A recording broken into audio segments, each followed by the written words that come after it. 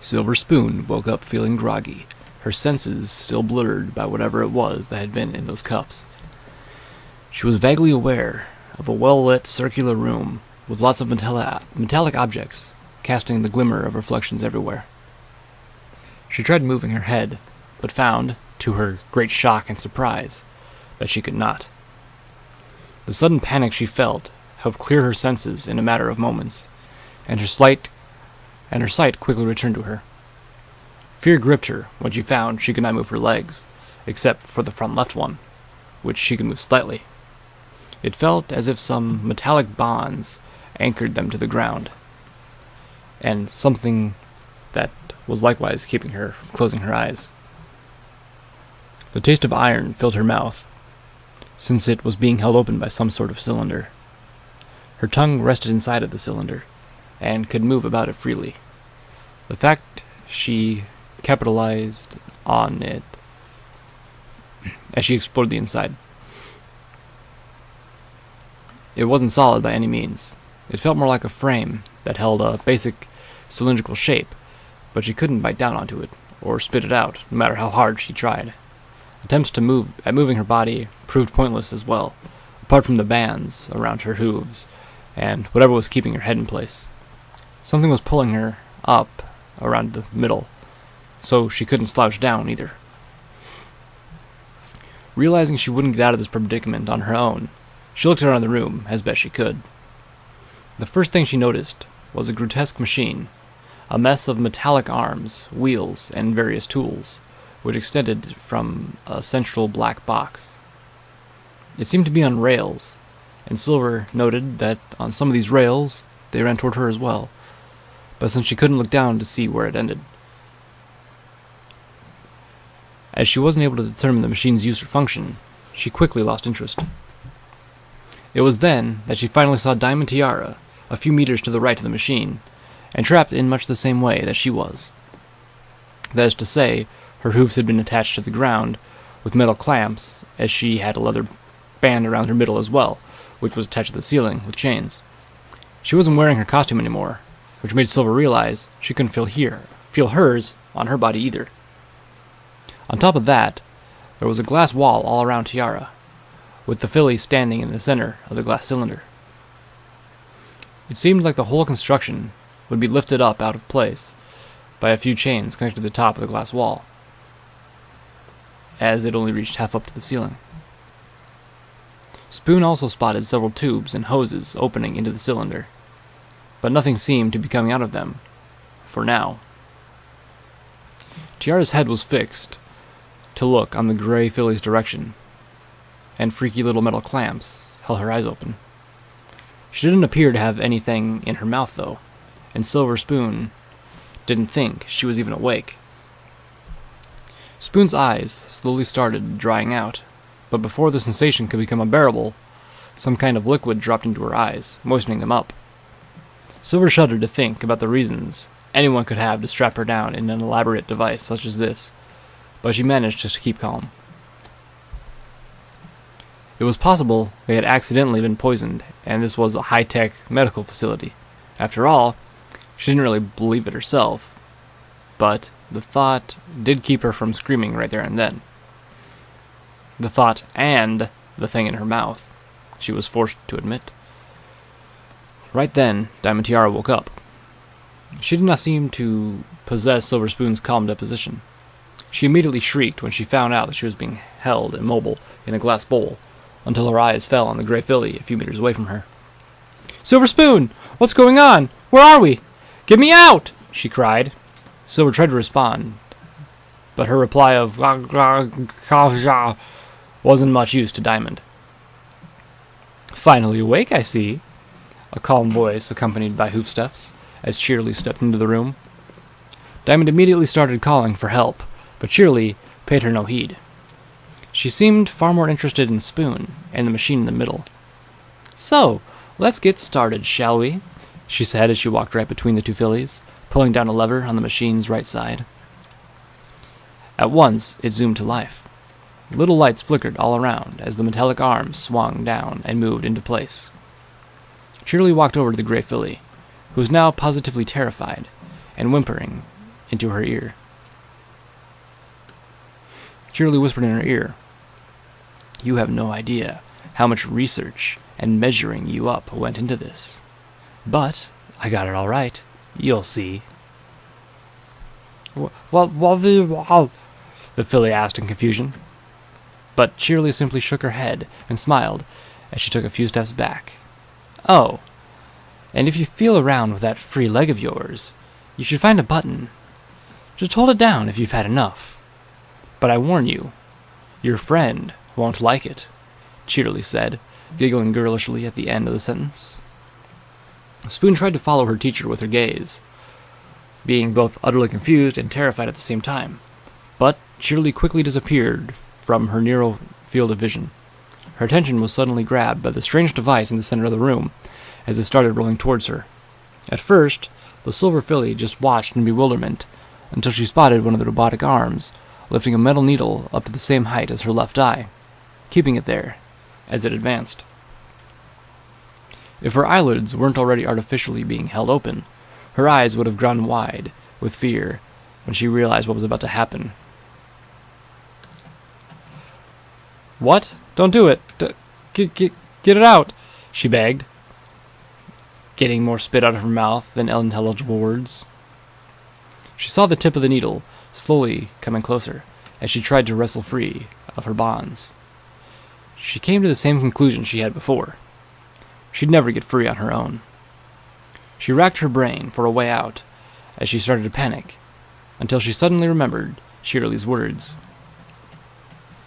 She felt around with her left hoof, and sure enough, she bumped into a slightly elevated point on the floor. The button. Without hesitation, she pushed down onto it, and the needle came to an immediate halt about 5 centimeters from her face. She sighed in relief. That had been a lot easier than she had expected. Maybe it was a test. Now that she passed, Cheerilee would... She never got to finish her train of thought, as Diamond Tiara's terrifying screams pierced her eardrums. Looking past the machine with her right eye, Spoon focused her gaze on the glass tank with her friend in it. Some kind of clear liquid was now floating into the tank, with the various pipes and hoses on its side, and it was slowly spreading across the floor. Silver Spoon quickly drew the connection between her pressing the button and the machine stopping, and the liquid starting to fill the tank.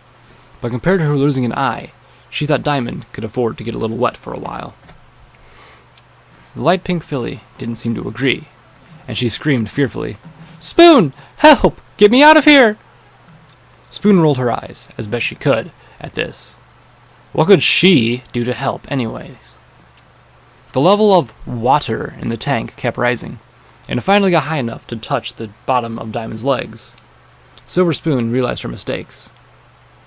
She watched in horror as her friend screamed in pain, a cloud of red blood diffusing into the water, or the clear liquid, as it ate away at the filly's flesh. What Spoon had assumed to be water was obviously acid of some description, and it was a safe bet that Diamond had smelled that ages ago. The corrosive liquid continued to pour onto the glass tank, chunks of flesh already coming loose from just above Diamond's hooves as they got soaked in it. The white of bone became visible now, and Tiara screamed and begged for Cheerilee or Spoon, or any pony really, to make it stop. "Do you like it? They use that stuff to clean carcasses, you know. Get some nice skeletons to display in the classroom," Silver heard her teacher say from behind her. She reluctantly looked at the needle still suspended in the air in front of her, and then took a deep breath. Summoning all of her courage, and with tears rolling out the corner of her eyes, she slowly slid her hoof off the button.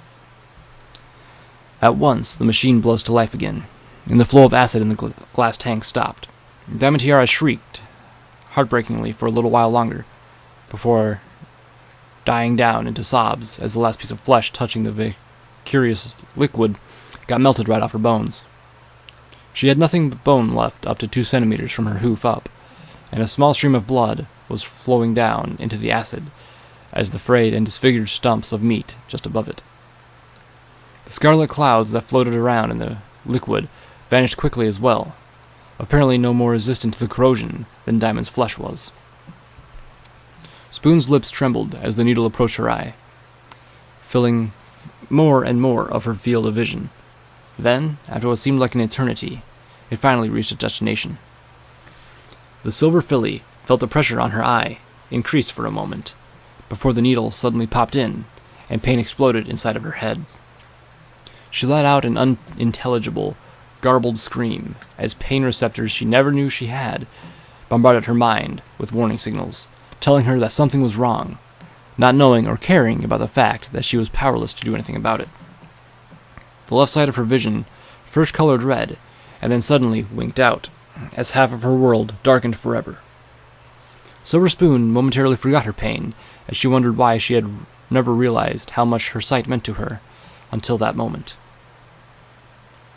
Agony once again washed over her, as two little hooks sprung up out of the tip of the needle and anchored themselves into her eyeball. The needle started to spin around, and Silver almost threw up right there, as she felt her eye starting to turn with it. Her hoarse cries echoed throughout the room as the device spun its appendage around faster and faster, winding her optical nerves up like a bored child would do with a piece of string. The painful sensory overload was too much for the little filly to bear, and shame added to her torment as she lost control of her bladder. The needle suddenly drew back, taking her eye with it as she felt warm blood drip down her cheek. She wanted to scream and push her hoof against the now empty socket, but her stomach protested so much that she needed all of her willpower in order to not throw up all over herself. And even her left leg was too restricted to get her hoof up all the way anyway. She panted heavily onto the metal cylinder as sweat dripped off of her body, and the machine withdrew slightly, holding up the skewered eye that had once belonged to her, like a trophy. At that point, Silver Spoon noticed Diamond Tiara looking at her from the corner of her eye, and her friend looked even more sick to the stomach than she was feeling herself. But the silver filly saw yet another emotion in the pink filly's eyes: hope and gratefulness. She reminded herself that her suffering might yet save her friend, as perhaps Cheerilee would let Tiara go if she just persevered. She built up an iron fortress of resolve, which melted like ice before the sun as she saw the machine draw closer once more. It had replaced the arm with the needle in favor of one with 4 sharp blades, coming together in a tip like some sort of drill. The menacing contraption started to spin around at high speeds, accompanied by a low buzzing noise, as it drew even nearer. It didn't take Silver Spoon long to figure out that it wasn't aimed at her remaining eye, although, with only one eye left, she found it somewhat hard to determine its trajectory. Suddenly, she swallowed as best she could as it drawed near her, and the reason for the cylinder in her mouth became chillingly clear. She hesitated for a moment, but just before the blades entered her mouth, she pressed down on the button again.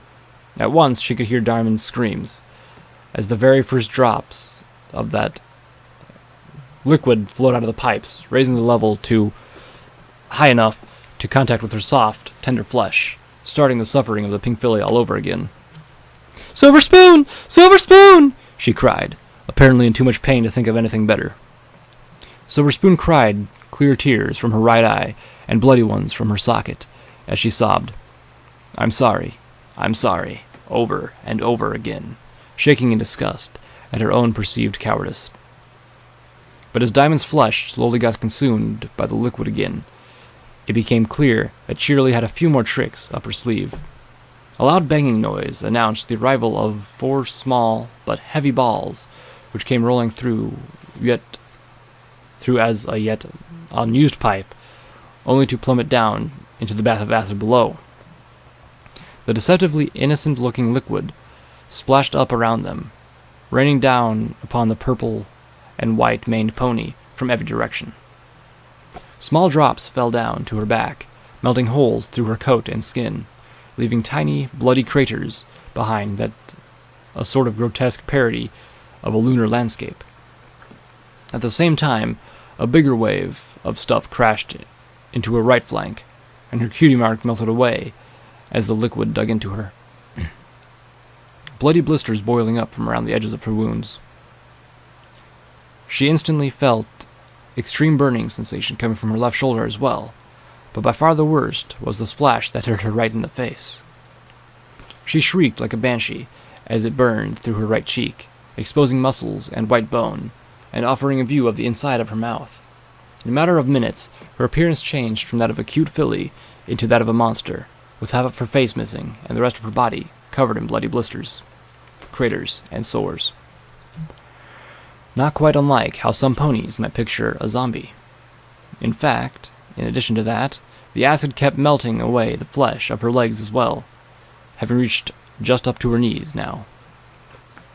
Silver Spoon couldn't bear it any longer, and pulled her hoof off the button, determined to never press it down ever again, no matter the cost. She swallowed back her fear as the blade started spinning again and approached her. She had liked the name of her character in the play, Silver Tongue. That was exactly how she viewed herself. She had always thought she had a knack for using words to suit her own purpose, and would perhaps have gone far in the diplomatic business, or something like that, one day. She thought it likely that Shirley knew this as well, and didn't doubt that this was all some sort of sick joke to her. She couldn't understand her teacher's reasons or motivations, and in just a few idle seconds, she'd never be able to ask. Silver Spoon screamed out, but no answer came as the blades pressed her lips. A maelstrom of cuts and slices rained down upon the tip of her tongue as the blades tore into it. Hot blood filled her mouth, and slipped down her throat and dripped down her chin as she tried to scream, but she only managed to produce a disgusting, wet gurgling noise from the back of her throat. Her body shook, and her one remaining eye rolled back in her head as the knives continued their bloody work. They advanced slowly, and to Spoon it seemed slower still, as she experienced pain of such a magnitude that the loss of her eye paled in comparison. Bit by bit, her tongue got shredded, and the remaining stump of it flailed around wildly as she tried to keep it out of reach, but the blades were everywhere. Suddenly, the machine stopped and pulled back. Having made mincemeat of the very last part of Silver's tongue, the searing needles that had been poking in her mouth turned into an intense but monotonous pain, which was only broken by the pounding sensation she felt where her tongue had once been. Even in her dazed and sickened state, she felt an acute need to breathe, as the blood that had flown down her throat threatened to drown her. With a hacking cough and a surge of energy born from desperation, she managed to force the blood up and out of her throat, making it spill all over her mouth and cascade down her body like a waterfall. With a stabbing sensation in her eye socket and the pounding in her mouth, Silver Spoon could barely think straight anymore. It was as if pain had become her only reality, and it blocked everything else out. She tried to speak, but could produce only a low, guttural sound, which made her envious of Diamond's constant moans and sobs, where she still was able to consciously register them. Shirley noticed the lack of resistance in Silver, and was thoroughly disappointed. Sure, the cry and the sounds she made were amusing, but it wasn't quite what she was hoping for. Scootaloo had put up a better fight than that. She walked over to the machine and turned it off, moving to the side of the room to pick up a small bag of tools she had left there, just in case. No matter how well she had calibrated all those machines, Shirley harbored no illusions. When it finally came down to it, she could only count on herself to get the job done right. She took out a hammer and a chisel, and put them down next to the only semi-conscious Silver Spoon. In the absence of any digits, such as the ones the Griffins had, ponies had to find different ways to hold the chisel in place as they swung the hammer. The solution came in the form of a metal shoe, which extended past the hoof and had a hole in the tip, which could hold the chisel in place. Typically, a chisel and a shoe were made in such a way that the thicker part at the end of the chisel, where the hammer hit it, couldn't fit through the hole. Shirley slipped in the heavy shoe and put the chisel through the hole with her teeth, before grabbing hold of the hammer in the same way. She positioned the chisel carefully, aiming it right above the filly's right hoof, just under the metal band holding her right leg in place. With a great swing, she brought the hammer down, driving the tip of the chisel into the filly's leg, scraping against her hoof from above. Silver Spoon, who had been apathetically floating in a sea of pain until now, suddenly let out a piercing, if gargled, shriek as her remaining eye flew wide open. More of her blood started spilling onto the floor, and Cheerilee grinned as best she could while holding on to the hammer.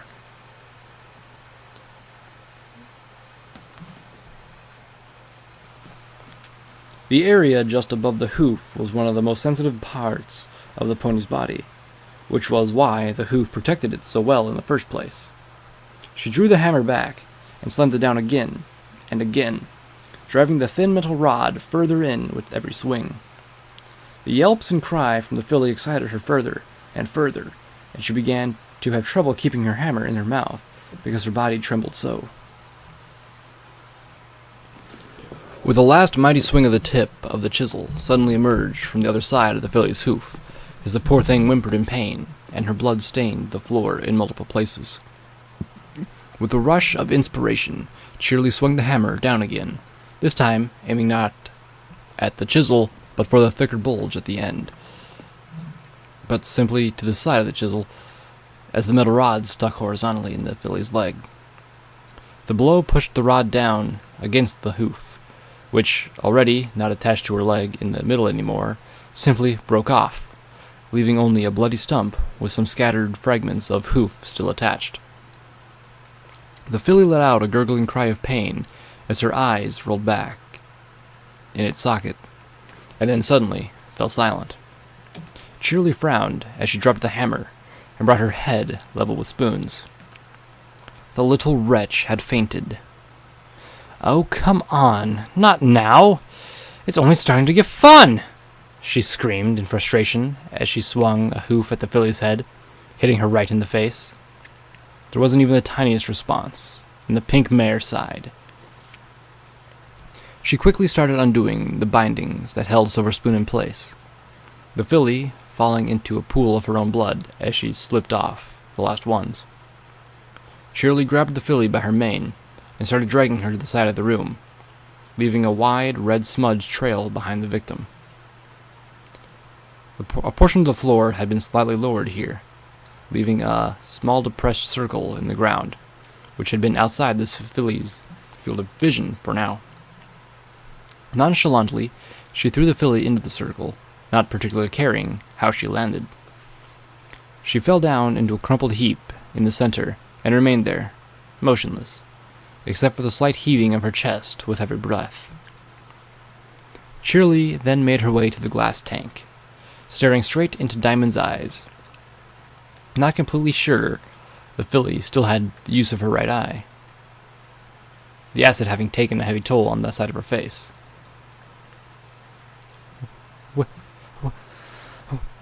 "Will you let me go?" the filly managed to say hoarsely, obviously nearing the end of her strength. Cheerilee smiled her kindest smile. "But of course I'll let you go. And Silver Spoon as well. But only if you can reach her." She broke into a grin and walked to the wall, pulling down one of the levers there. At once, several holes opened in the floor outside the glass tank, draining away the liquids inside until it was mostly gone. She pulled another lever, and the glass circle got lifted up off the ground until there was enough space underneath it for a pony to walk upright. At the same time, the filly's bindings automatically released her, and she crashed down onto the floor from a small height.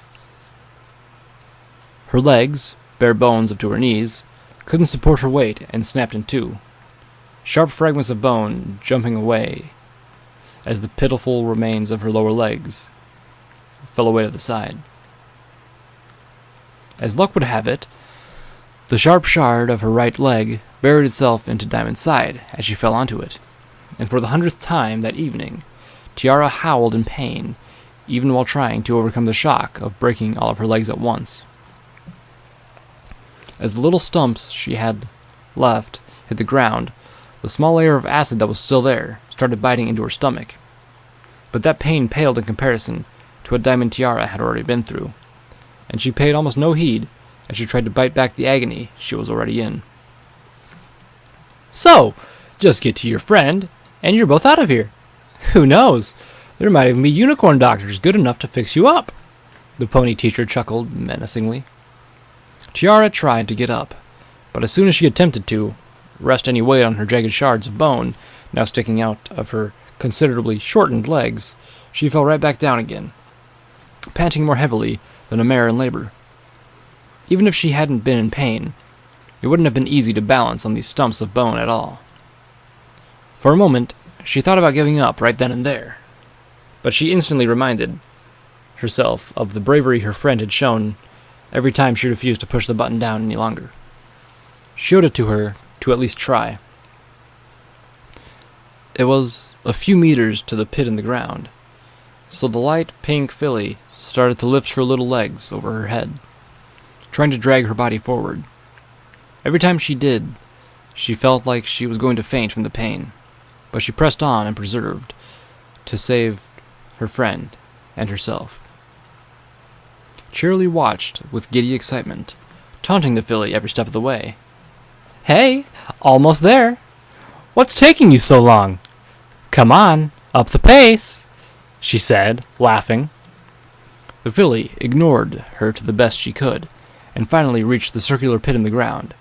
She tried to carefully lower herself in, but slipped and fell, driving the bone shard still deeper into her side. She winced and groaned as she dragged herself into the center of the circle, putting the stumps of her front legs around Silver Spoon on a clumsy hug. "Oh, Spoon," she just managed to say.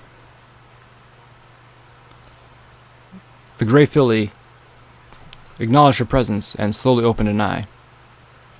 The other pony tried to smile at her friend, but the result was grotesque at best. We'll be okay. She'll let us go. I reached you." "Yeah, about that," came Cheerilee's cold voice as she pulled down yet another lever. "I lied." Both of the fillies looked up as they heard a rumbling noise coming from the pipes above. As they saw a familiar clear liquid gush down, and they realized they wouldn't get to see anything else. Ever again.